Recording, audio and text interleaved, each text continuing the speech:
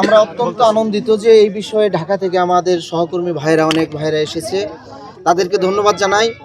আর সোহাগ এবং লামিসা দুজনকে একাত্র রেখে আমরা যারা সোশ্যাল মিডিয়া এবং অন্যান্য মিডিয়ার যারা রয়েছি, আমরা দুজনকেই প্রশ্ন করব তাদের প্রেমের সম্পর্কে, যে ঘাত প্রতিঘাতের মধ্য দিয়ে যে এই দেশ বিদেশে এতটা ভাইরাল হলো, সে বিষয় নিয়ে আমরা দুজনকে একাত্র করে প্রশ্ন করব। তো সবাই ভালো থাকুন। আসলে আবারও বলি যে এই প্রেমের স্বীকৃতি দেওয়ার মানে এই নয় যে সকলের সন্তান মা বাবার অবাধ্য হবে। আসলে কারো সন্তান যদি 3বার 4বার এভাবে যদি চলে যায় অন্যের ছেলের সাথে, সেই ক্ষেত্রে যদি আমাদের মতো কেউ পাশে না দাঁড়ায়, তাহলে সেই ওই পরিবারগুলা, ছেলের পরিবারগুলার কি অবস্থা হয় সেটা অনেকেই হয়তো জানেন না। সারা জীবন জেলে পচে মরতে হয়।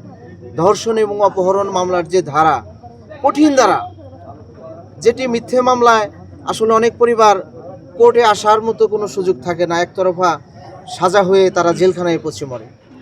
তো সবাই মা বাবার বাধ্য হয়ে থাকবেন, মা বাবার কেউ অবাধ্য হবেন না।